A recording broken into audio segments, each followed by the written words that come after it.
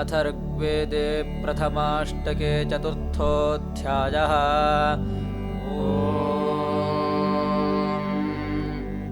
अयं वां मधुमत्तमः सुतः सोमर्ता वृथा तमश्विना पिबतन्तिरो अन्यं धत्तं रत्नानि दाशुषे त्रिवन्तुरेण त्रिवृता सुपेशसारथेनायातमश्विना कण्वासो वां ब्रह्म कृण्वन्त्यध्वरे तेषां सुशृणुतं हवम् अश्विना मधुमत्तमं पातं सोममृता वृथा अथाद्यदस्रावसु बिभ्रतारथेदाश्वां समुपगच्छतम् त्रिषधस्थे बर्हिषि विश्ववेदसा मध्वा यज्ञं मिमिक्षतम् कण्वासो वां सुतसोमा अभिद्यवो युवां हवन्ते अश्विना याभिः कण्वमभिष्टिभिः प्रावतं युवमश्विना ताभिश्वा अस्मान् अवतं शुभस्पति पातं सोममृता वृथा सुदासेदस्रावसु बिभ्रतारथे वृक्षो वहतमश्विना रयिं समुद्रादुतवादिवस्पर्यस्मे दत्तं पुरस्पृहम् यन्नासत्या परावति यद्वास्थो अधिदुर्वशे अतो रथेन सुरता न आगतं साकं सूर्यस्य रश्मिभिः अर्वाञ्चापां सप्तयोध्वरश्रियो वहन्तु सवनेदुपा विषं पृञ्चन्ता सुकृते सुदानवा बर्हिस्सीदतन्नरा तेन नासत्यागतं रथेन सूर्यत्वचा येन शश्वदोहथुर्दाशुषे वसुमध्वः सोमस्य पीतये मुक्थेभिरर्वागवसे पुरोवसु अर्कैश्च निह्वयामहे शश्वत्कण्वानां सदसि प्रिये हि कं सोमं पपथुरश्विना सह वामेन नपुषो युच्छादुहितर्तिवः सहद्युम्नेन बृहदा विभावरिरायादे विदास्वती अश्वावतीर्गोमतीर्विश्वसुविदो भूरिच्यवन्तवस्तवे उदीरय प्रतिमासो नृता उषश्चोदरातो मघोनाम्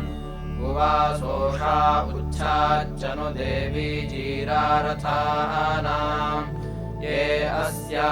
आचरणेषु दध्रिरे समुद्रेण श्रवस्यवाः उषो ये ते प्रयामेषु युञ्जते मनो दानाय सूरयाः अत्राह तत्कण्व एषां कण्वतमो नाम गृणाति नृणाम् आघायोषे वसूदर्युषायाति प्रपुञ्जति जरयन्ति वृजनं पद्वदीयमुत्पादयति पक्षिणाः विया सृजति समनं या अर्थिनः पदं न वेत्योदति वयो न किष्टे भक्तिवांस आसते व्युष्टौ वाजिनीवति एषा युक्तपरावतः सूर्यस्योदयनादधि शतं रथेभिः सुभघोषा इयं वियात्यभिमानुषान् विश्वमस्यानानामचक्षसे जगज्योतिष्कृणोति सूनरी अपद्वेषो मघोनी दुहितादिव उषा उच्छतपस्रिताः उषा आभाहि भानुना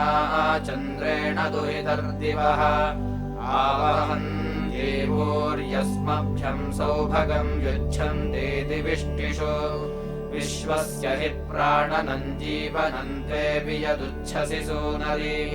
सा नो रथेन बृहता विभावरिश्रुतिचित्रामखेहवम्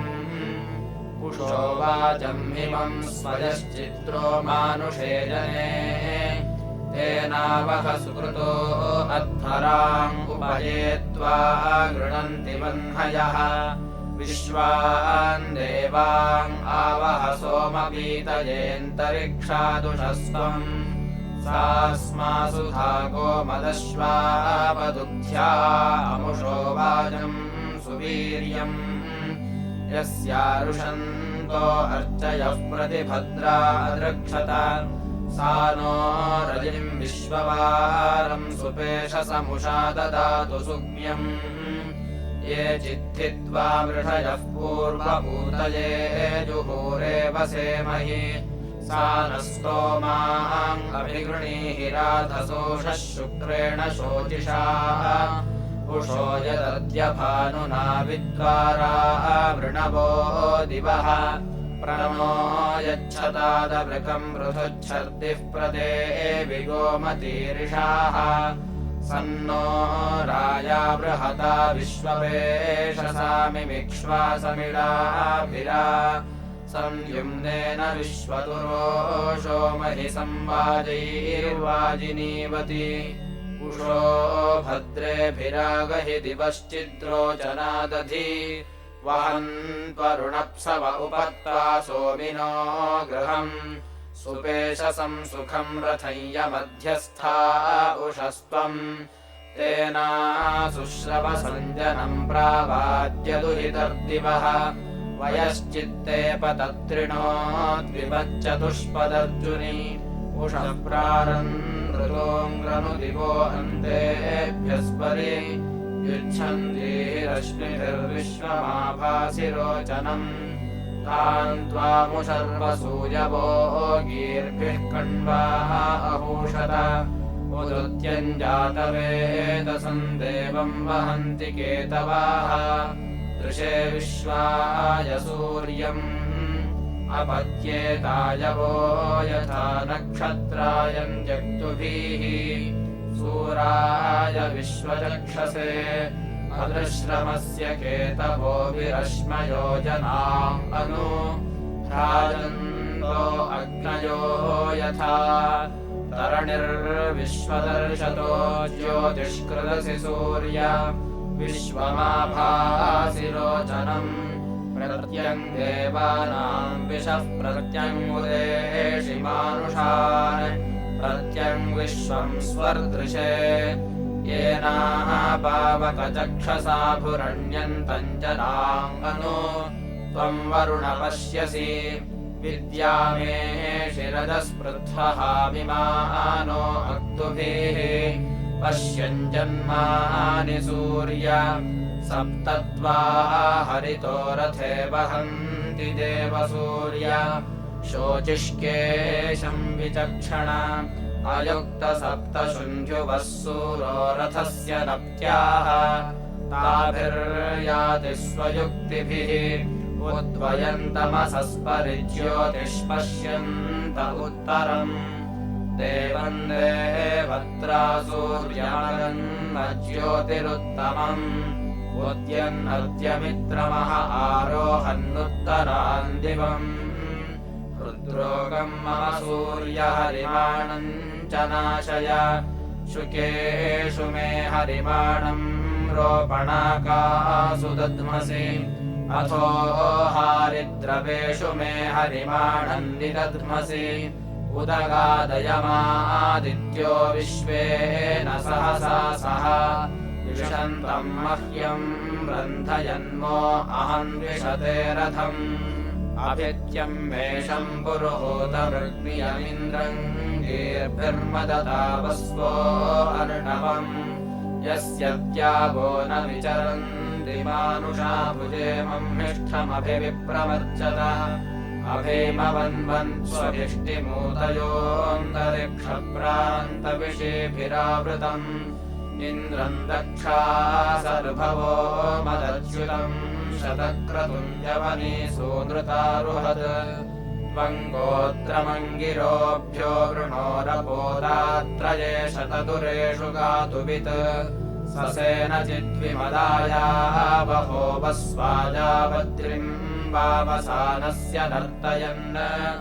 त्वमपामपिधानाः वृणोरपाधारयः पर्वते दानुमद्वसु वृत्रयदिन्द्रशवसावधीरहिमादित्सूर्यम् दिव्यारोहयो दृशे त्वम् मायाभिरपमायिनो तमस्वधाभिर्ये अधिषुप्ता वजुह्वत त्वम् विप्रोर्नृणः प्रारुजः पुरः प्ररुजिष्वानन्दस्युहत्येष्वाविथा त्वम् कुत्सम् शुष्णहत्येष्वाविथारन्धयोतिथिग्वायशम्बरम् महान्तम् चिदर्बुदन्निक्रमीः पदासनादेवदस्युहत्याय जिज्ञिषे त्वे विश्वातपिषि सद्भ्यर्खितातपराधः सोमपीठाय हर्षते तव वज्रश्चिकिते बाह्वोरहितो वृश्चाशत्रोरवविश्वानि कृष्ण्या विजानीह्यार्यान्ये च तस्य वो बर्हिष्मतेरन्धयाशासदौरतान् शाकीभवयजमानस्य चोदिता विश्वेत्ताते सधमादेषु चाकन अनूरताय रन्धयन्नपौरता नाभूभिरिन्द्रश्नथयन्ननाभुवः वृद्धस्य चिद्वर्धतोऽद्यामि नक्षतस्तवानो वम्रो विजघानसन्दिहाः तक्षद्यत्तरुषना सहसा सहो विरोदसी मज्मना बाधते शवाः आत्वा वातस्य नृमणो मनोयुज आपूर्यमाणमवहन्नभिश्रवाः मन्दिष्टयदुशने काव्ये स चाङ्गिन्द्रो वङ्कुवङ्कुतराधितिष्ठति उग्रो ययिन्निरपस्रोतसा सृजद्विषुष्णस्य दृम्भिता ऐरयत्पुराः आस्मारथम् वृषपाणेषु तिष्ठसि शार्यातस्य प्रभृतायेषु मन्दसे इन्द्र यथा सुतसोमेषु चाकनो नर्वाणम् श्लोकमारोहसे दिवि अददा अर्भाम् महते वचस्य वे कक्षेवते वृचयामिन्द्रसुन्वते मेनाभवो वृषणश्वस्य सुक्रतो विश्वेत्ताते सवनेषु प्रवाच्या इन्द्रो अश्रायि सुध्यो निरेके वज्रेषु स्तोमो दुर्यो न यूपाः अश्वयुर्गव्योरथयुर्वसूयुरिन्द्र इद्रायः क्षयति प्रयन्ता इदन्नमो वृषभाय स्वराजे सत्यसुष्माय तवसे वाचि अस्मिन्निन्द्रवृजने सर्ववीरास्मत्सूरिभिस्तव शर्मन् स्याम त्यं सुमेषम् महया स्वर्विदम् शतं यस्य सुद्भः साकमीरते अत्यन्नवाजम् हवनस्य नम्रथमेन्द्रम् ववृत्यामवसे सुवृत्तिभिः स पर्वतो न धरुणेष्वच्युतः सहस्रमूतिस्तविषेषु आवृथे इन्द्रो यद्वृत्रमवधेन्न देवृतमुच्चन्नर्णांसि जर्षाणो अन्धसा स हि द्वरोद्वरिषु वव्रबोधनि चन्द्रबुद्धो मदवृद्धो मनीषिभिः इन्द्रन्तमः क्वे स्वपस्य याधियामम् हिष्ठरातिम् स हि वप्रिरन्धसः आयम् पृणन्ति दिवि सद्मबर्हिषः समुद्रम् न सुभ्वा अस्वा अभिष्टयः तम् वृत्रहत्ये अनुतस्थुरोदयः शुष्मा इन्द्रमवाताः कृतप्सवः अभिस्ववृष्टिम् मदे अस्य युध्यतो रघ्वेरिव प्रवणे सस्रुरोदयाः इन्द्रो यद्वज्रीधृषमाणो अन्धसाभिनद्वलस्य परिधेऽङ्घ्रिवत्रितः परेऽङ्घृणाचरति द्विशेषवोपो वृत्वेरजसो बुद्धमाशयत् वृत्रस्य यत्प्रवणे दुर्गृभिश्वनो निजघन्थहन्वोरिन्द्रतन्यतुम् प्रदन्न हितान्यर्षन्योर्मयो ब्रह्माणीन्द्रतपया निवर्धना पृष्टा चित्ते युज्यम् वावृथेशवस्ततक्षवज्रमभिभूत्योजसम् जघन्वाम्बुहरिभिः संहृतकृतमिन्द्रवृत्रम् मनुषे गातु यन्नपः अयच्छथा बाह्वोर्वज्रमाय समधारयो दिव्या सूर्यम् दृशे बृहत्स्वश्चन्द्रममपद्यदुःख्या अमगृह्णवत भियसारोहणम् दिवः यन्मानुषप्रधना इन्द्रमूतयस्वर्दृशाचो मरुतो मदन्ननो द्यौश्चिदस्यामवाङ्गहे स्वनादयो यवीद्भियसा वज्र इन्द्रते वृत्रस्य यत्पद्मधानस्य रोदसीमदे सुतस्य शवसाभिनच्छिराः यदिन्विन्द्रपृथिवी दशभुजिरः विश्वा तदनन्तकृष्टयाः अत्राहते मघवन् विश्रुतम् सहोद्यामनुशवसा बर्हणाभुवत् त्वमस्य पारे रजसोऽव्यो मनस्वभूत्योजा अपसे दृढन्मनः चकृषे भूमिम् प्रतिमानमोजसोपस्वः परिभूरेष्यादिवम्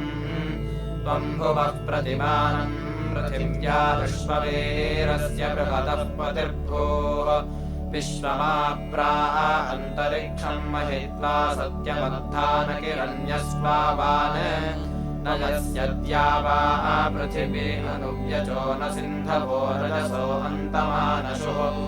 नोजस्ववृष्टिम् मदे अस्य युध्यत एको अन्यच्च कृषे विश्वमानुषक आर्चन्नत्र मरुतः सस्मिन्नादौ विश्वे देवासो अमदन्ननुत्वा वृत्रस्य यद्भृष्टिमता पथेन नित्वमिन्द्रप्रत्यानम् जघन्थ यूषुवाचम् प्रमहे भरामहे गिर इन्द्राय सदने विवस्वतः नो चिद्धिरत्नम् ससतामिवाभिदन्नदुष्णुतिर्द्रविणोदेषु शस्यते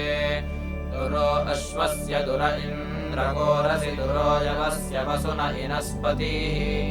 शिक्षा नरः प्रदिवो अकामकर्शनः सखा सखिभ्यस्तमिदम् गृणीमसे शचीव इन्द्रपुरुकृद्युमत्तमतवेदितमभितश्चेकिते वसु अतः सङ्गृभ्याभिभूत आभरमात्वा यतो जरितुः काममूनयीः एभिर्द्युभिः सुमना एभिरिन्दुभिर्निरुन्धानो अमतिङ्गोभिरश्विना इन्द्रेण तस्युन्दरयन्त इन्दुभिर्युतद्वेषसः समिषारभेमहि समिन्द्रराया समिषारभेमहि संवादेभिः पुरुश्चन्द्रैरभिद्युभिः सन्देव्या प्रमत्या वीरशुष्मया गो अग्रयाश्वापत्यारभेमहि ते त्वामदा अमदन्तानिरुष्ण्याते सोमासो वृत्रहत्येषु सत्पदे यत्कारवेदशवृत्राण्यप्रतिबर्हिष्मते सहस्राणि बर्हयाः युधायुधमुपखेदेषि धृष्णुया पुरापुरम् समिदम् हंस्योजसा नम्यायदिन्द्रसख्या परावति निबर्हयो नमुचिन्नाममायिनम् त्वमङ्गरञ्जमुतपर्णयम् वधेस्ते जिष्ठयातिथिग्वस्य वर्तनी त्वम् शतावङ्गृतस्याभिनत्पुरो नानुदः परिषूतार्जिष्वना त्वमेताञ्जनराज्ञोद्विर्तशा बन्धुना शुश्रवसोपजग्मुषाः षष्टिम् सहस्रानवतिम् नवश्रुतो निचक्रेण रथ्याः दुष्पदाः वृणक् त्वमाविथ शुश्रवसन्तभूतिभिस्तवत्रामभिरिन्द्रतूर्वयाणम् त्वमस्मै कुत्समतिथिग्वमायुम् महेराज्ञे यूनेः अरन्धनायः य उदृचीन्द्रदेवगोपाः सखायस्ते शिवतमासाम त्वाम् स्तोषामत्वया सुवीराद्राघीयायुः प्रतरम् दधानाः मानो अस्मिन्मकरम् प्रत्स्वम् हसि न हि ते अन्तः शवसः परीणशे अक्रन्दयो नद्यो ओरोरुवद्वना कथा न क्षोणीर्भियसा समारता अर्चाः शक्राय शाकिले शजीवते शृण्वन्तमिन्द्रम् महयन्नभिष्टुहे यो धृष्णुना शवसारोदसी उभे वृषाः वृषत्वा वृषभोऽन्युञ्जते अर्चाः दिवे बृहते शूष्या अम्बचस्वक्षत्रं यस्य दृशतो दृशन्मनाः बृहच्छ्रवा असुरो बर्हणाः कृतः पुरो हरिभ्याम् वृषभो रथो हिषः त्वम् दिवो बृहतः सानुकोपयो वत्मनाः धृषता शम्बरम् भिनत् यन्मायिनो वृन्दिनो मन्दिना धृषच्छिताङ्गभस्तिमशनिम् वृतन्यसि नियद्वृणक्षिश्वसनस्य मूर्धनिशुष्णस्य चिद्वृन्दिनोरोरुवद्वनाः प्राचीनेन मनसा बर्हणावताय दद्याचित्कृणवः कस्वापरि त्वमाविथनर्यन्तुर्वशय्यदुन्दुर्वेदिम् वय्यम् शतक्रतो त्वम् रथमेतशङ्कृत्येधने त्वम् पुरो नवतिन्दम् अयो नव सखा राजा सत्पतिः शोषुवज्जनो रातहौ यः प्रति यः शासमिन्वति मुग्धा वायो अभिगृणाति राधसादानुरस्मा उपरापिन्वते दिवः असमम् क्षत्रमसमामनीषा प्रसोमपा अपसासन्तु मे ये त इन्द्रददुषो वर्धयन्ति महि क्षत्रम् स्थविरम् वृष्ण्यम् च त्वभ्येते बहुला अद्रिदुग्धाश्च मोषदश्च मसा इन्द्रपानाः यष्णुहि तर्पया काममेषामथामनो वसुदेयाय कृष्व अपामतिष्ठद्धरुणः कुमदन्तमोऽन्तरवृत्रस्य जठरेषु पर्वतः अभीमिन्द्रो नद्यो वव्रिणाहिता विश्वाः अनुष्ठाः प्रवणेषु जिघ्नते सशेवृथमधिधाद्युम्नमस्मे महि क्षत्रम् जनाषाढीन्द्रतव्यम् रक्षाजनो मघो नः पाहि सूरेन्द्राये च नः स्वपत्या इषेधाः दिवश्चिरस्य वरिमा विपप्रथ इन्द्रन्न मह्ना पृथिवी च न प्रति देवस्तु विष्माञ्चर्षणिभ्य आतपः शिशीते वज्रम् तेजसे नवंसगः सो अर्णवो न नद्यः समुद्र्यः प्रतिगृह्णाति विश्रितावरीमभिः इन्द्रः सोमस्य पीतये वृषायते सनात्स युद्धमोजसापनस्यते त्वन्तमिन्द्रपर्वतम् न भोजसे महोधर्मस्य धर्मणामिरज्यसि प्रवीर्येण देवताति चेकिते विश्वस्मा उग्रः कर्मणे पुरोहितः स विद्वनेन वस्युभिर्वचस्य ते चारुजनेषु प्रब्रुवाण इन्द्रियम् वृषा छन्दुर्भवति हर्यतो वृषाक्षेमेण तेनाम् मघवाय दिन्वति स इन्महानि समिथानि मज्मनाः कृणोति युद्धमोजसा जनेभ्यः अथाः च न श्रद्दधति द्विषीमत इन्द्राय वज्रम् निघनिघ्नते बधम् स हि श्रवस्युः सदनानि कृत्रिमाक्ष्मया वृथा न ओजसा विनाशयन् ज्योतिंषि कृण्वन्न वृकाणि यज्ञवेव सुक्रतुः सर्तमा अपसृजत्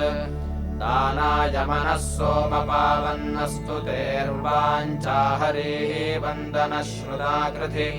यमिष्ठा सस्सारथयो य इन्द्रतेन त्वाकेता आदभ्नुवन्ति पूर्णयः अप्रक्षितम् वसुबिभर्णिहस्तयोर्षाढम् सहस्तम् विश्रुतो दधे आवृतासो वतासो न कर्तृभिस्तनूषु ते क्रतव इन्द्रपूरयः एष प्रपूर्वेरवतस्य चन्द्रिषोऽत्यो न योषामुदयम् स्तभुर्वणीः दक्षम् महेपाययते हिरण्ययम् रथमावृत्या हरियोगमृभसम् तङ्गूर्तयो नेमन्निषः परीणसः समुद्रन्न सञ्चरणे स निष्यवाः पतिम् दक्षस्य विदथस्य नो सहो गिरिन्नवेना अधिरोहते तेजसा सतुर्वणिर्महाङ्गरेणुपुंस्ये गिरेर्भृष्टिर्न भ्राजते तुजाशवाः येन शुष्णम् मायिनमायसो मदेदुध्र आपोषु रामयन्निदामनि देवी यदितविषेत्वा वृथोतय इन्द्रम् तिषत्युषसन्न सूर्याः यो धृष्णुना शवसा बाधते तम इयर्तिरेणुम् बृहदर्हर्षणीः वियत्तिरोधरुणमच्युतम् रजोतिष्ठिपो दिव आतासु बर्हणाः स्वर्मीळेयन्मद इन्द्रहर्ष्याहन् वृत्रन्निरपामौब्जो अर्णवम् त्वम् दिवो धरुणम् धिष ओजसा पृथिव्या इन्द्रसदनेषु माहिनः त्वम् सुतस्य मदेः हरिणा अपो विवृत्रस्य समयाः पाश्यारुजः प्रमम् हिष्ठाय बृहते बृहद्रये सत्यशुष्माय तपसे मतिम् हरे अपामिव प्रवणे यस्य दुर्धरम् राधोः विश्वायुषपसे अपावृतम् अथ ते विश्वमनुहासदिष्टय आपोः निम्ने वसवनाः विश्वतः यत्पर्वतेन समशीतहर्यत इन्द्रस्य वज्रश्नथिता हिरण्ययाः अस्मै भीमाय नमसा समध्वरपुषो न शुभ्र आभरापनीयसे यस्य धामश्रवसे नामेन्द्रियम् ज्योतिरकारि हरितो नायसे इमेत इन्द्रते वयम् पुरुष्टुतये त्वारभ्यचरामसि प्रभूवसो न हि त्वदन्यो गिर्वणो गिरः सखत्क्षोणीरिव प्रतिनो हर्यतद्वचाः पूरित इन्द्रवीर्या अन्तवस्मस्य स्तोतुर्मघवन् काममावृण अनुतेद्योर्बृहति वीर्यम् मम इयम् च ते पृथिवीनेम ओजसे त्वन्तमिन्द्रपर्वतम् महामुरुम् वज्रेण वज्रिन् पर्वशश्च कर्तिथा अवासृजो निवृताः सत्तवा अपः सत्रा विश्वम् दधिषे केवलम् सहाः नोचित्सहोजा अमृतो नितुन्दते होता यद्दूतो अभवद्विवस्वतः विसाधिष्ठेभिः पथिभिरजो मम आदेवताः हविषाः विवासति आस्वमत्मयुवमानो अजरस्त्रश्वविष्यन्न तसेषु तिष्ठति अद्यो न पृष्ठम् वृषितस्य रोचते दिवो न सानुस्तनयन्नतिक्रदत् क्राणारुद्रेभिर्वसुभिः पुरोहितो होता निषत्तोरयिषाणमर्त्यः रथो न विक्षुरञ्जसा न आयुषव्यानुषद्वार्याः देवर्ण्वति विवातजूतो अतसेषु तिष्ठते वृथा जुहोभिः सृण्यातु विश्वणीः नन्तमे मरुषदूर्मे अजर तपुर्जम्भो वन आवातचोदितो यूथेन साह्वाङ्गमवाति वंसकः अभिव्रजम् नक्षितम् पाजसारजस्थातुश्च रथम् भयते पतत्रिणाः दधुष्वा भृगवो मानुषेष्वारयिन्न चारुम् सुखभञ्जनेभ्यः होतारमग्ने अतिथिम् वरेण्यम् मित्रम् न सेवन् दिव्याय जन्मने होतारम् सप्तजुह्वो यजिष्ठय्यम् वाघतो वृणते अध्वरेषु अग्निम् विश्वेषामरतिम् वसूनाम् सपर्यामि प्रयसायामि रत्नम् अच्छिद्रासो नो सहसो नो अद्य स्तोतृभ्यो मित्रमहः शर्म यच्छ अग्ने गृणन्तमम् हस उरुष्योर्जो नपात्पूर्भिरायसीभिः भवावरोधम् गृणते विभावो भवामघवन्मघवद्भ्यः शर्म उरुष्याग्ने अंहसो गृणन्तम् प्रातर्मक्षोधिया वसुर्जगम्यात् वयायदग्ने अग्नयस्ते अन्ये त्वे विश्वे अमृतामादयन्ते वैश्वानरनाभिरसिक्षीणाम् स्थूणे जनाङ्गुपविद्ययन्थ ऊर्ध्वादिवो नाभिरग्निः पृथिव्या अथा भवदरतिरोदस्योः तन्ता देवासो जनयन्त देवं वैश्वानरज्योतिरार्याय आसूर्येण रश्मयो ध्रुवासो वैश्वानरे दधिरेज्ञावसूनि या पर्वतेष्वोषधीष्वप्सु या मानुषेष्वसितस्य राजा बृहती इव सूनवे रोदसी गिरो होता मनुष्यो न दक्षाः स्वर्वते सत्यशुष्माय पूर्वेर्वैश्वानराय धृतमाय जह्वीः दिवश्चित्ते बृहतो जातमेदो वैश्वानरप्ररिचे महित्तम् राजा कृष्टीनामसि मानुषीणाम् युधा देवेभ्यो परिवश्चकर्थ प्रणो महित्वम् वृषभस्य वोचय्यम् पूरवो वृत्रहणम् सजन्ते वैश्वानरोदस्युमग्निर्जघन्वाङ्गतो नोत्काष्ठा अपशम्बरम्भेत् वैश्वानरो महिम्ना विश्वकृष्टिर्भरद्वाजेषु यजतो विभावाः शातवने ये शतिनीभिरग्निः पुरुणीथे जरते सूनृतावान् वह्निं यशसं विदथस्य केतुं सुप्राव्यन् दूतं सद्यो अर्थम् द्विजन्मानं रयमिव प्रशस्तं रातिं भरद्भृगवे मातरिश्वा अस्य शासुरुभयासः सचन्ते हविष्मन्त उषिजो ये च मर्ताः दिवश्चित्पूर्वोऽन्यसादिहोता पृच्छ्यो विश्वतिर्विक्षुवेधाः तन्नव्यसे हृद आजायमानमस्मत्सु कीर्तिर्मधुजिह्वमस्याः यमृत्युयो वृजने मानुषासः प्रयस्वन्त आयवोजीजनन्त उषिक्पावको वसुर्मानुषेषु वरेण्यो होताधाय विक्षो तपोः नागृहपतिर्तमः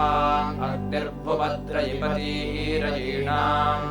तदन्ताः भयम् पतिमग्नेरयीणाम् प्रशंसामो मतिभिर्गोतमासः आशुन्नवादम् भरम् वर्जयन्तः प्रातर्मक्षूधियावसुर्जगम्यात् अस्मा इदु प्रतपसे हेतुराय प्रयोदहर्निस्तोमम् माहिनाय ऋजीषमायाध्रिगवोऽहमिन्द्राय ब्रह्माणि राततमा अस्मा इदु प्रज इव प्रयम् शिखराम्याङ्गूषम् बाधे सुभृक्ति इन्द्राय हृदा मनसा मनीषा प्रत्नाय पद्येधियो मर्जयन्त अस्मा इदुत्यमुपमम् स्पर्शाम्भराम्याङ्गूषमास्येन मम हिष्ठमच्छोक्तिभिर्मतीनाम् स्वभृक्तिभिः सूरिम् वा वृथध्यैः अस्मा इदु स्तोमम् संहिनो मिरथन्नतष्टेः पतत्सिनाय गिरश्च गिर्वाहसे सुभृक्तीन्द्राय विश्वमिन्वम् मेधिराय अस्मा इदु सप्तिमिव श्रवस्येन्द्रायार्कञ्जुह्वा आसमञ्जे वीरन्दानौकसंवन्दध्यै पुराङ्गूर्तश्रवसन्दर्माणम् अस्मा इदु त्वष्टा दक्षत्वज्रम् स्वपस्तमम् स्वर्या अम्रणाय वृत्रस्य चिद्विदद्येन मर्मतु जन्मीशानस्तु जताकि येधाः अस्येतु मातुः सवनेषु सद्यो महः पितुम्बपिवाञ्चार्वन्नाः उषा यद्विष्णुः पचतम् सहीयान् विद्यद्वराहन्तिरो अद्रिमस्ताः अस्मा इदुग्नाश्चिद्देवपत्नीरिन्द्रायार्कमहि हत्यपूवुः परिद्या वा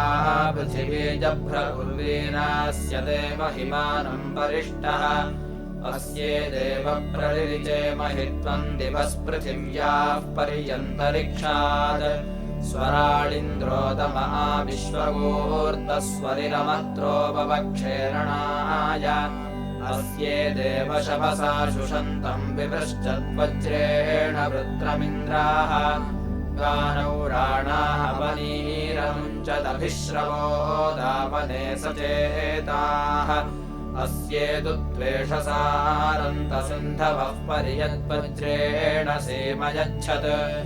ईशानकृत्ताशुषेदशस्यन्तुर्वेतजे गाथन्तुर्वणिः कः अस्मानिव प्रभरातु तुजानो वृत्राय वज्रमीशानः कियेथाः गोर्णपर्वविरदातिरश्चेष्यन्नर्णांस्यपाञ्चरथ्यैः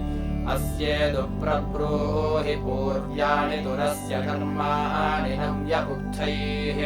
युधे यदिष्णान आयुधान्यखायमानो निरीणाति शत्रून् अस्येदुभिया गिरयश्च दृढाद्या वा च भूमा जनुषस्तु जेते उपो वेनस्य जोगुवान ओणिम् सद्यो भुवद्वीर्याय नोधाः अस्मा इदुत्यदनुदाय्येषामेको यद्वौने भूरेरीशानः प्रैतशंसूर्ये पस्पृधानम् सौवश्ये सुष्मिमावदिन्द्राः